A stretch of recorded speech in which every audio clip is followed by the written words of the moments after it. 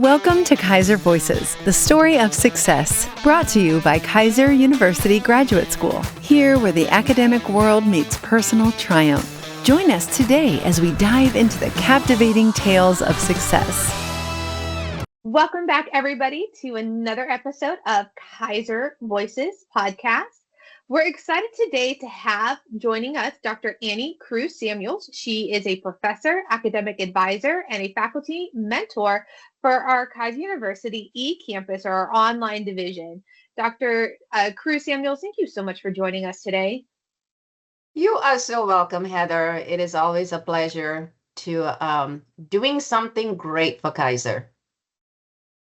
And today we're really talking about a topic that's important to me because I feel like it's like a lived experience for me. So I'm glad we get to have this conversation. We've been talking about online learning this month. What is online education? And today we're going to explore with you the advantages of online learning for working professionals and lifelong learners. And this is such a great topic because when I was going for my master's, I was a working professional. I was working full time, trying to figure out how can I get my master's done. And then towards the end of my program, I was, pregnant with my son, and then, gave birth and had a so this is a lived experience for me. And I'm glad we get to talk to you about it because you've been a dean and a faculty member, academic advisor. You've kind of done it all. Can you start off by telling us about how online learning provides the flexibility for working professionals like myself, like in that example, to balance their careers and their education? Thank you, Heather. It is great that you shared your experience as well, because we learn through experiences. It's just not, reading from a book or, what a professor tells you. But one of the great things about online learning is that we get to share experiences as well.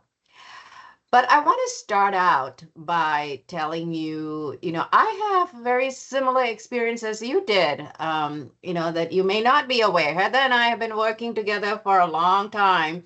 And I did my undergraduate in a brick and mortar school, in an auditorium with hundreds of students. I am absolutely sure that my professor did not know me, my name, or even I existed in that class. And that is how my undergraduate school was. And honestly, I swore up and down I would never step into a classroom again. Not just classroom, but education, period. And because I didn't enjoy it. It was, and I was also very young. And our students, we have both traditional and non-traditional students. Students who have come straight out of high school and students who are in their late 20s, 30s, 40s, 50s, 60s, so we have them as well. So when I went into teaching, which was totally a fluke, because teaching was not what I dreamt of as a child. I was actually working for United Airlines, and when 9/11 happened, we all got laid off. They shut down the base, so I had to get a job. So I thought, hey, teaching is easy, right? So, and also prior to that, when I was pregnant with my daughter and I was a senior in undergraduate school, I had to take a part-time job while I was working full-time. And I thought teaching was a great opportunity, and I did that. Now, when I went, after I got laid off, when I decided to go to teach full-time.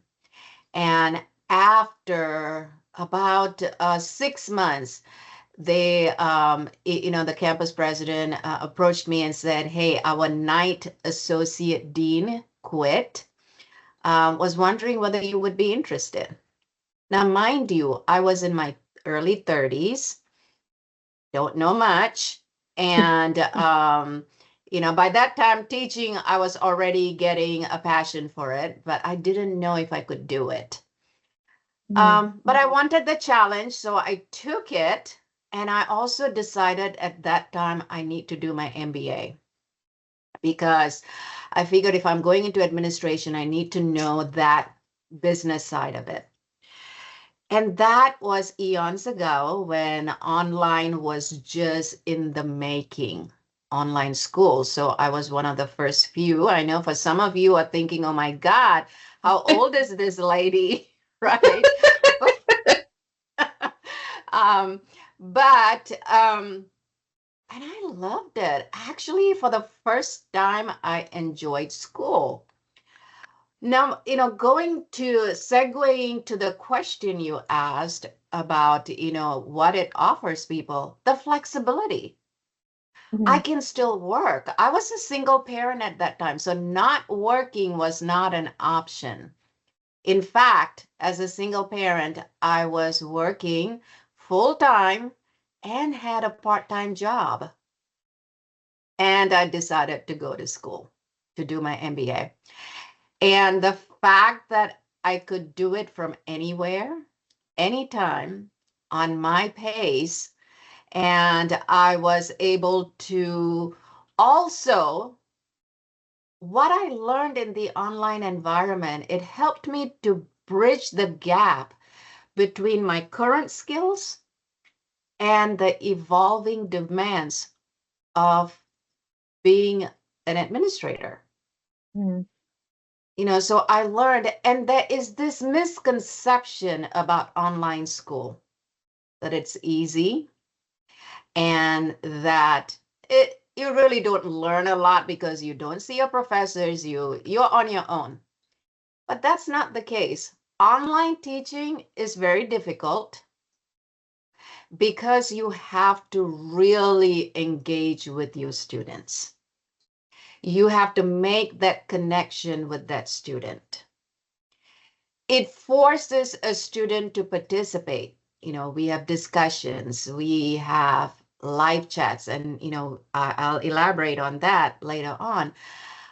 But it helped me learn and meet other classmates, a diverse group of people.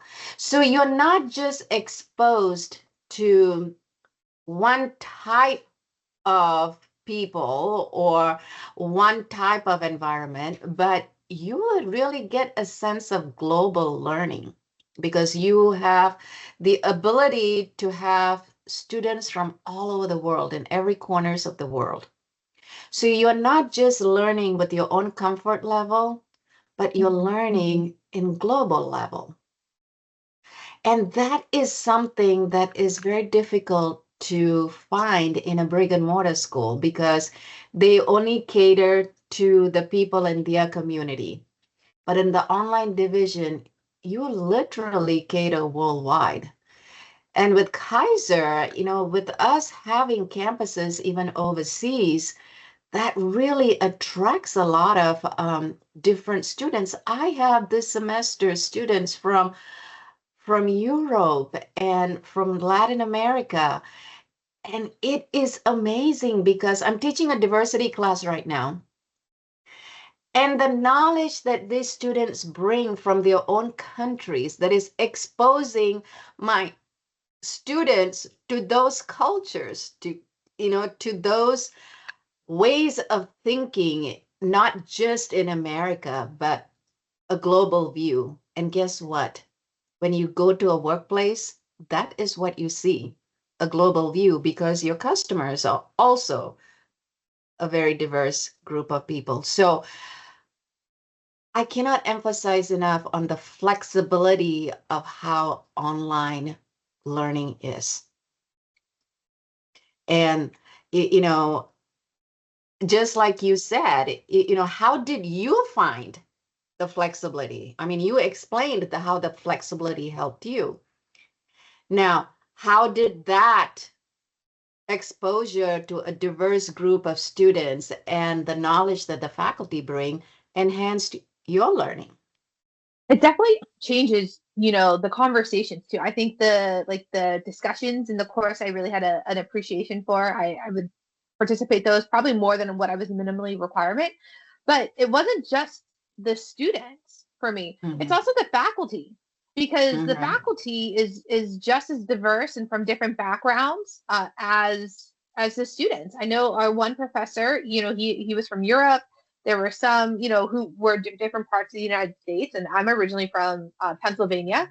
So like Mhm. having that exposure to people in other states, because each state has different areas that are important, more important to them. So it's not just learning from each other, your peers, which would be your students, but your faculty too, because you're being exposed to faculty. I think one was from West Africa, if I remember correctly There too. you go. It's been a few years. I graduated pre-COVID, but even their viewpoints and the way that they look at business. I think the most interesting class I had was with it was with Dr. Yan Lu Bittler, who we had on. She's now the associate vice chancellor of international campuses. And she talked about in the course like the different way that different countries do businesses. Mhm. So, just even from the greeting or what is expected in a business deal. So like Exactly. having people who have those lived experiences, I think makes the whole program vastly different.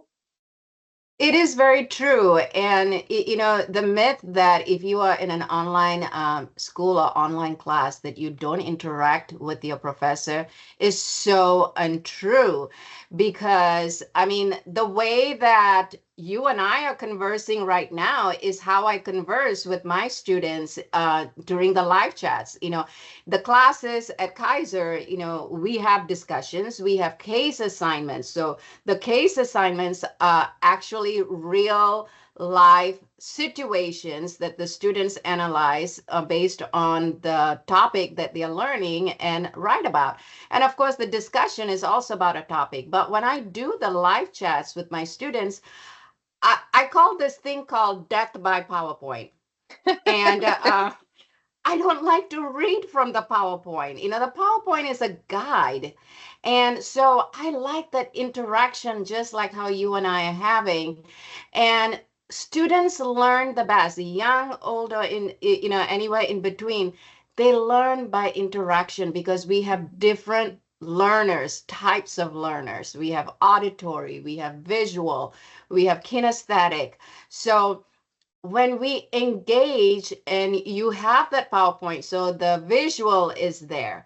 The auditory is when we are talking with each other. And the kinesthetic is, of course, when they're writing things down and they're participating in the discussion and the case assignments. So the connection that I have with my students is very different. And they always tell me this is a very different experience because I empower them to elaborate on what they know. And the thing of it is, a lot of us, we have knowledge, but school is about taking it a notch higher. I don't want you to just learn or memorize these things. I want you to be able to apply it. And that is the difference with online learning because it forces you to apply the discussions, the case assignments, the real life situations. So you are actually researching, you're expanding your knowledge. And it's not just by you listen to the lecture. Um, and that's the difference. And my students text me, my students call me, and I give them the access. That is the beauty of Keiser University faculty. The e-campus is phenomenal. I mean, I'm biased, but it's true at the same time. I mean, we have a great group of faculty and administrators. We support each other. We ask each other for help. We offer help to each other because we actually collaborate and we look at, okay, what are the issues that our students are having? We call our students. I mean, we are like this parent to these students that say, hey, I didn't see you in class. What's going on? What can I do? How can I help? You know, in this age, we need that support. It's not just about professionalism. It's not just about doing the work. It's just not about me being a faculty member and teaching you or an administrator. It's the connection we have. We reach out to our students, we talk to our students, we ask them, hey, were you affected by the hurricane? Because I saw that your address said Miami, Florida. Are you okay? Do you need anything? Do you need me to contact your faculty?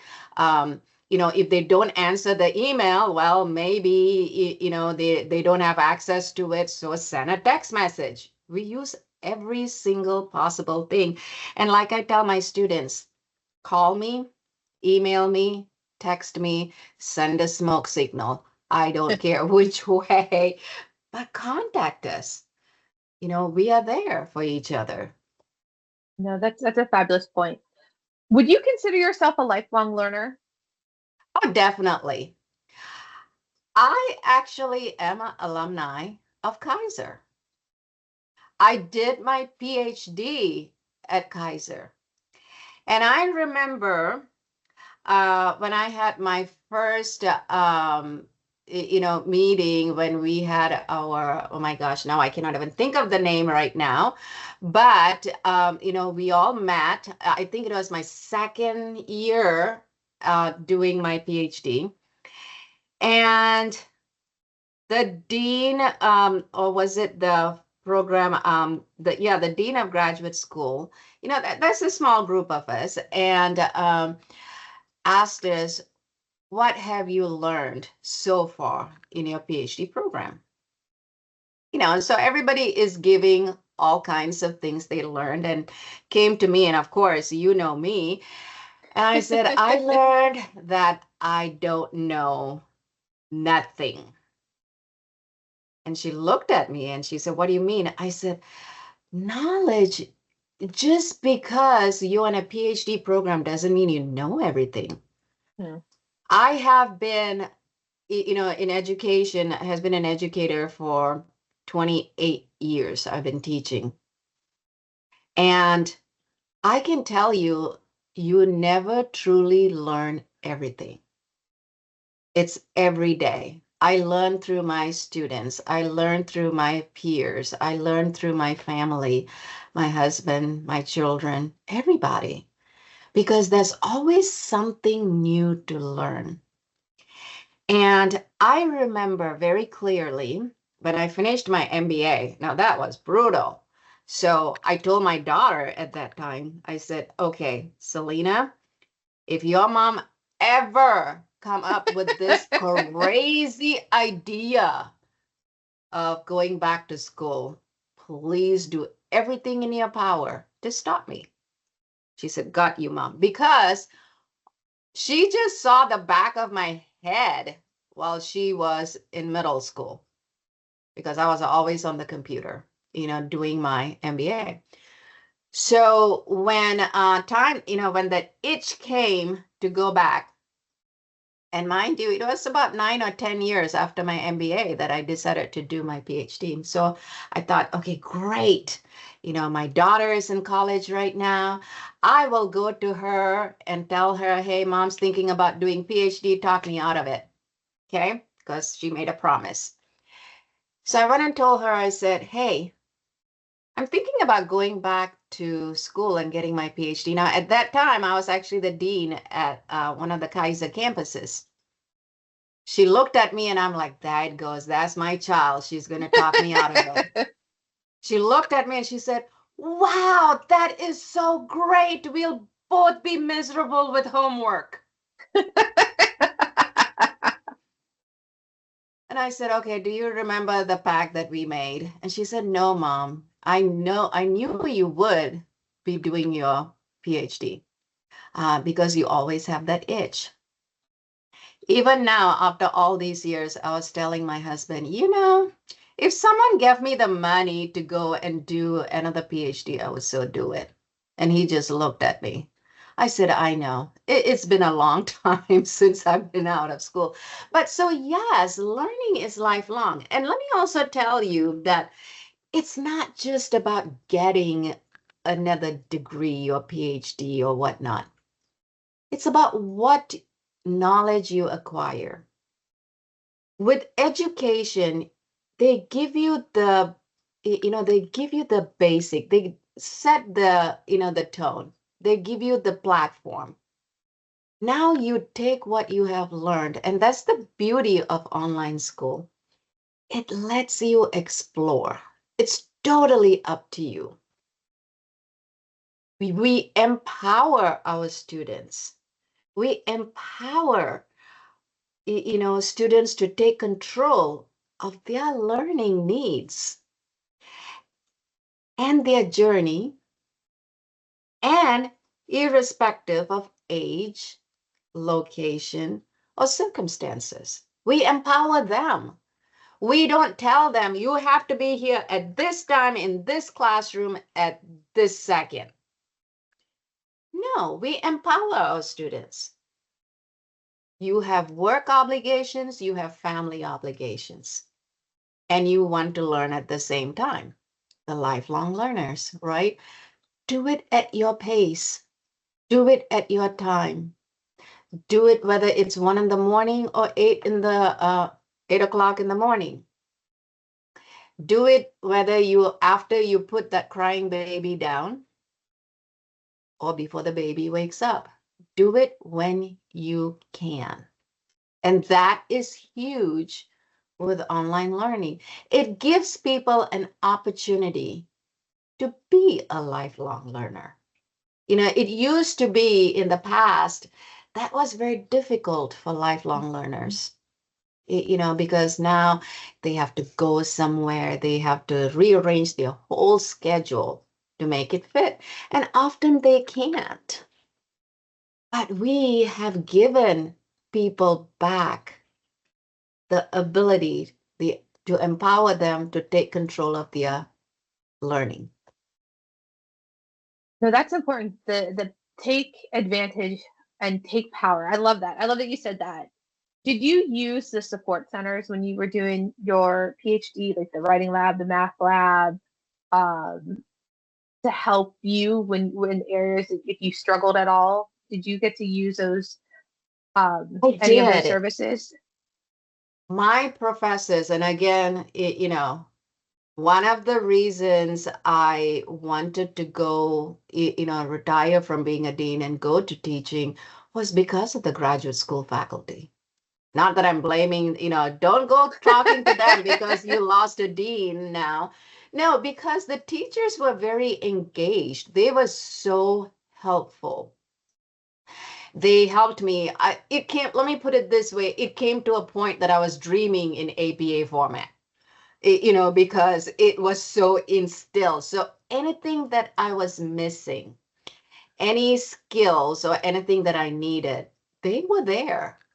And the fact that I could go to the online learning studio was very helpful. And the fact that I was also on ground as a dean, I also had an online learning center there. And that is the beauty of Keiser, because Keiser is in so many different states and so many different cities in Florida. So even if you're an online student, if you're close to one of our campuses, you can go and use that resources if you need to. So if you want to sit with someone and, at the library or at the writing studio, writing center, you can do that. Or you can even do it at the convenience of your computer, because we have online library and also the online writing center. Not to mention, we have tutoring. We use tutors.com. We have tutors for math. We have faculty who tutor students. I hold live sessions for my students just to teach them how to use APA, how to access the online library, how to do all those things. We do that. Now, you tell me, now, when I was doing my MBA, I didn't get any of that. I never spoke to my professors. I didn't think I could even email them. let alone have their phone numbers. Even if they did have the resources, I didn't know anything about it because it was not advertised. It was not shoved down our throat. That saying, hey, if you're struggling, I can help you. I never had anyone call me to ask, I see that you didn't do too well in this class. Is everything okay? What can we do? Da da da da da. No, nothing. The only thing that I experienced was with Keiser, I was, let me go back to the MBA. When I was doing my MBA is when my parents lived in Malaysia. So my dad was in intensive care on life support. So I flew out there, and needless to say, I failed that class, and no contact with anyone, just retook it in the whole 9 yards. When I was doing my PhD at Keiser, my mom was in her deathbed.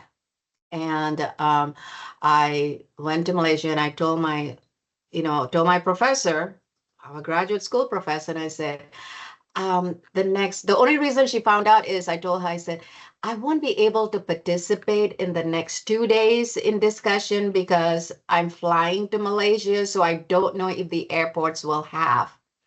And I said, because my mom, is in a coma. And she responded immediately and said, what are you doing? And I was like, oh, great. I thought she was going to yell at me, for not doing the work. And she said, you should be with your family. You shouldn't even worry about the discussion. Go take it. If you need to, we can, I can change the due dates or give you an incomplete. And I said, no, I don't need any of that. Once I get there, I'll do it. Now, but she gave me the option, to take the time off. And when I was there, my mom was actually upset with me. Not my mom, my sister was upset with me. She said, both times when mom and dad were in their deathbed, you were still in school and you still were upstairs doing your work. And I said, well, the reason is I know if I didn't do well, they would literally wake up from that coffin and smack me silly for not, doing my work. Hello, I come from an Indian family. And if anybody know about Indian parents, yeah, school is like top priority. So just because, this is exactly what my dad and my mom would say. Just because I'm dead doesn't mean life stops for you. So to me, it was like Keiser gave me that opportunity. Keiser gave me the ability to still do my schoolwork from the other side of the world. Keiser still supported me when I was going through some difficult times. Not just as a student, even as an employee. And that speaks volume about this school. We don't do it because we are told to do it. We do it because we care. And that starts from top to bottom. And that is extremely, and I've been with Keiser now for 14 years. So there's a reason for that. Yeah, no, that's important. Would you say, or let me think how I want to say this. What would you say to a person who is considering, looking at an online program if it was for them? I'm talking maybe somebody who's a working professional, maybe a parent, maybe a caregiver. What would you say to them where they're like saying, you know what, I'm not sure if an online program is what's going to help me achieve my goals? First of all, do your research. Okay. Online can be intimidating if you're not used to it. because you're thinking, well, I have to navigate, I have to do this on my own, there's nobody to help me, and so forth. Okay, so that is one of the, well, it is a real problem that a lot of online students face. Okay, so research your school. Research how the classes are offered. When I wanted to do my PhD, although I worked for Keiser, I still did my research which school I wanted to go to. And what attracted me to Keiser is that one class at a time. That is the selling point, people. Because when I did my traditional school undergraduate, I had like 4 or 5 classes. I don't know if I was coming or going or what class I was studying for. And most of the time, when I went to the test, I was thinking about a different class and writing answers for a different class. I wasn't able to concentrate on just one class. And I'm a very different learner. I'm a terrible test taker, by the way. But ask me to write a 100-page paper, oh, you're my best friend. That's me. Okay. So Keiser offered one class. Now, undergraduate is 4 weeks long. Graduate school is 8 weeks long. But you can just concentrate and learn that particular class, topic, subject. Put 110% into that. Hone in on those skills and then move on to the next one. So it's a progression. And that's extremely important. And although I say it's flexible, let me also explain that. That doesn't mean you can turn anything and everything in when you want. There's still timelines.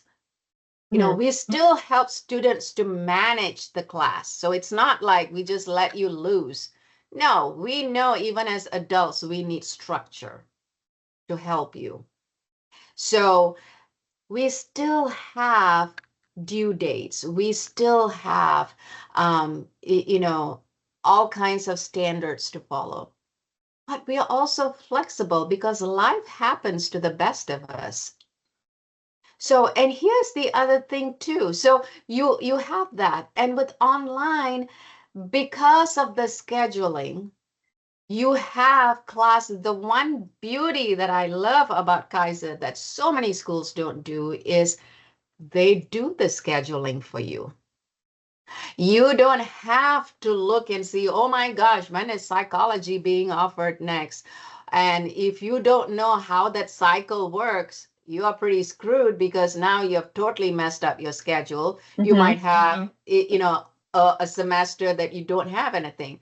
Well, the beauty of it is Keiser does it for you. The registrar's office is phenomenal. When you enroll into Keiser, they look at your program and say, okay, this is all the classes she has.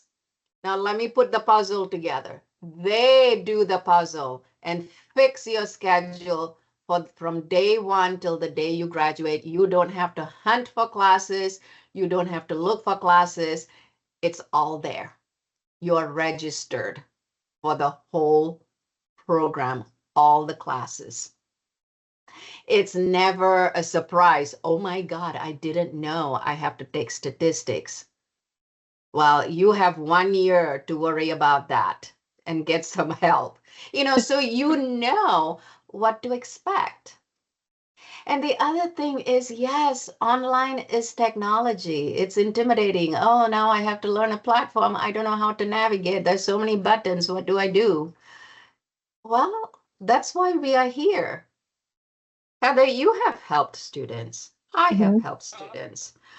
I don't know any one particular area at Keiser employee that didn't willingly help a student in need.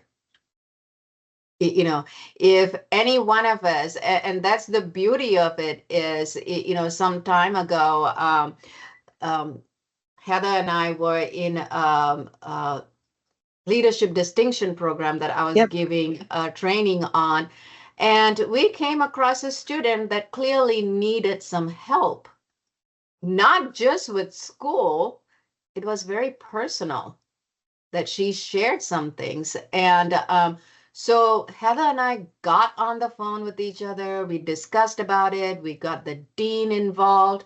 Now we all collaborated, but we also wanted to make sure that we were very respectful of her. So we are not making this announcement to the whole world, for APA. We are trying to look for her own privacy. So we only shared it. Actually, it was just the three of us. Mm-hmm. And the three of us individually collaborated. Now, mind you, the dean is in Fort Lauderdale, Heather's in Fort Lauderdale, I'm in Jacksonville. But the three of us collaborated and said, okay, I'll be called Dean Marva said, I'll be calling her on this date to follow up. And I said, I will call her. And let me tell you, that student never attended any of my class. I've not known that student before. So this wasn't a student from my class or even from my program, but she attended that training session, that webinar. So now she became mine. So that's what happens, whenever we do any of these, webinars or programs or anything like that, they are all yours. So it's not to say that, oh, I'm in the business department, oh, you're in the science department, I don't have anything to do with you. No, look at this session. This is graduate school. I teach in the undergraduate school, but yet here we are collaborating. So those are some of the things that you want to know as a parent, as a student, potential student. The culture of the school, the people. People makes all the difference. How do they teach? How do they learn? And if you do have questions, we are there to answer. You can talk to deans. When I was a dean at the campus during orientation, I talked to the students. I got to know my students. So even if they were online students, students who were taking online classes, but they were from my campus, I still knew who they are. That is the environment that you want.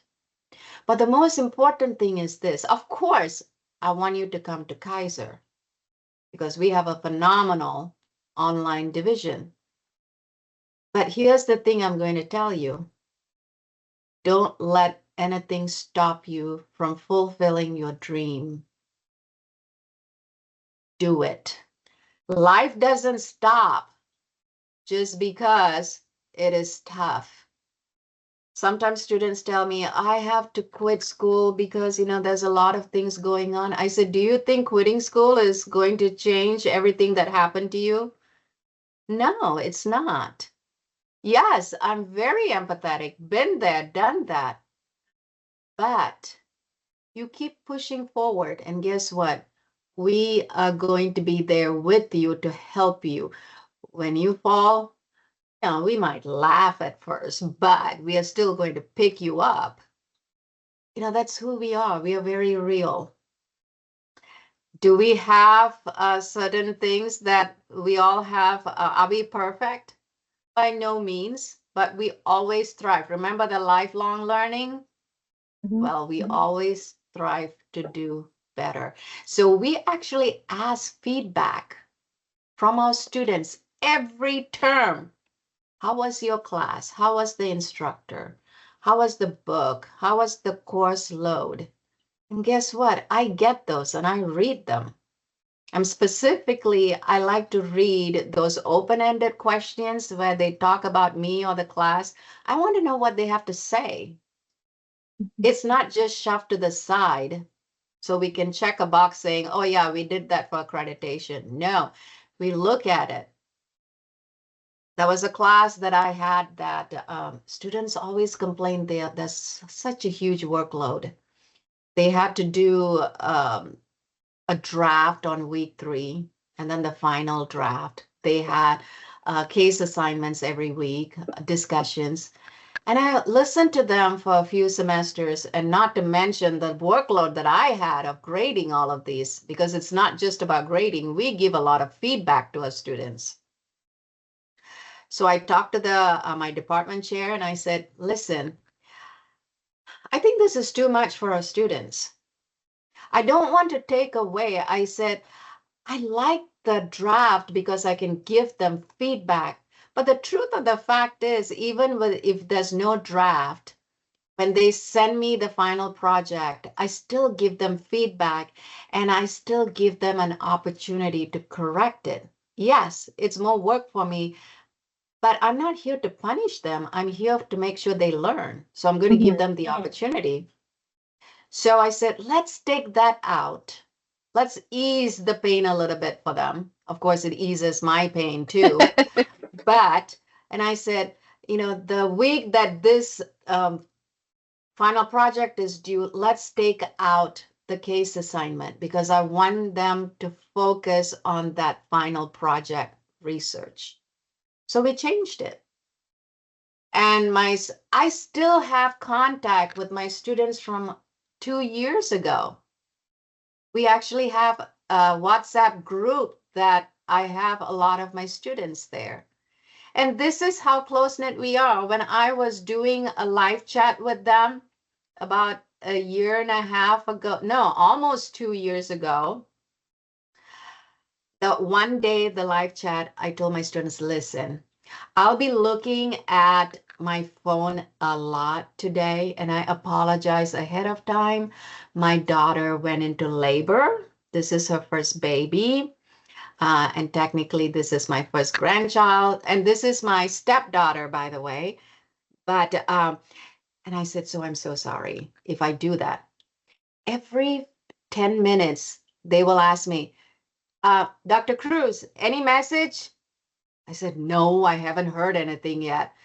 And then that whole live chat, I didn't hear anything. They texted me and said, did she give birth yet? And I told them, and tell you what, Emmy is going to be 2 years old in March. Every 2 to 3 weeks, I have to send the latest pictures of her to this group of students. So they have grown. They have graduated. Some of them have already graduated. They're working in different states, and we still keep in contact. And these students in that group help each other. They're a big support system even outside of Keiser. That is the kind of school that you want. That's amazing. And thank you for sharing your experiences, your lived experiences and your learned experiences with us today. We really appreciated having you on today's podcast. Thank you so much. And again, for those of you who are watching this or listening to this, it is never too old to gain some knowledge. It is lifelong learning.